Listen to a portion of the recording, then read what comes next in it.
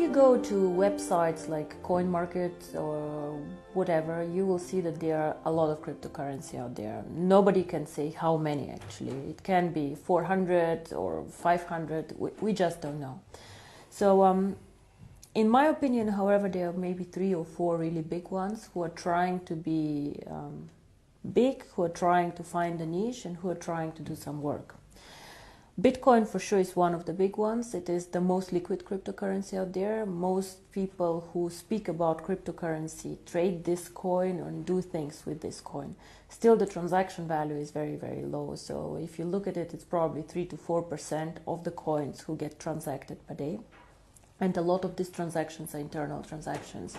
It means I put from my account to another of mine account just for safety reasons, coins.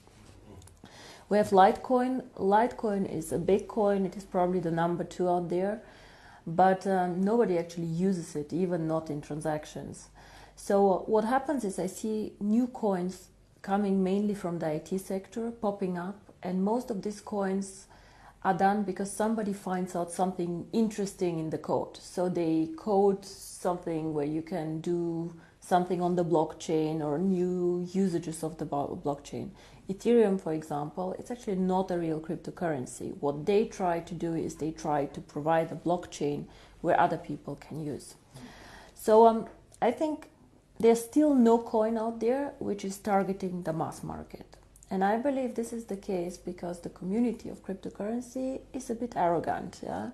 So they are for sure very knowledgeable people, very smart guys, most of them with very heavy IT background.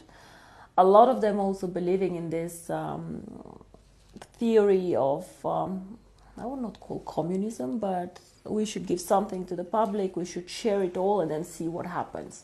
Nothing bad with this, but if you put something out there and give it for absolutely free to the people, you have no money to invest in infrastructure, you have no money to invest in a brand, and you somehow have to trust it that it will move in the right direction. So for sure they cannot invest in events like we do, they cannot invest in education, they cannot invest in a strategy. So I think what is unique about Onecoin.1 is we target the mass market. So we try to make the cryptocurrency as simple as we can, we try to link it to education, and we try just to be accessible for everyone. Make the mining very simple, make the usage very simple.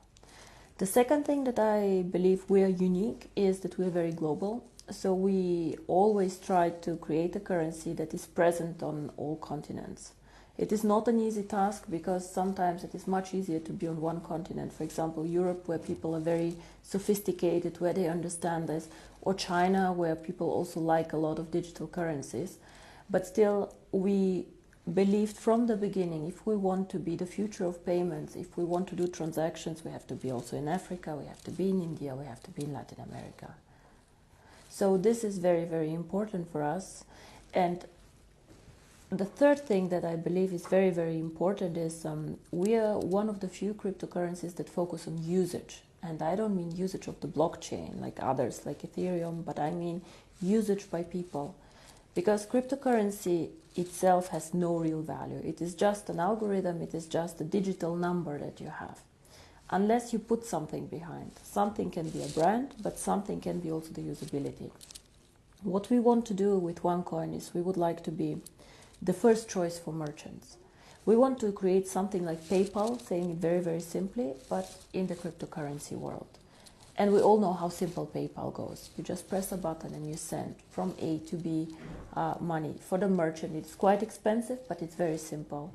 You know, you join a big network and you just can take money in from all over the world. I can send money to Australia today if I decide to, and it's very, very simple. So for us, this is also why we did the changes on the blockchain. We decided to make it a very fast blockchain, so it runs every minute. In average, this means that every 30 seconds your transaction gets approved because you do not, you join like within the block running. And it is as fast as Visa and MasterCard do transactions.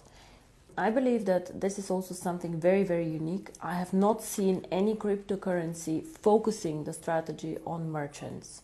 Most of them are speculator currencies, and whenever you have high volatility, it means the price going up and down very, very quickly and fast. It is bad for you as a merchant. Why? Because you want to take the money that you want. You want to sell a service for €100. So you would like tomorrow to have the €100 too, and not to have €90, 110. Of course, you're happy if you have the 110, but it can go both ways. So as a merchant, you want to be sure you will receive what you advertised as a price, and this happens only if the cryptocurrency does not move too fast.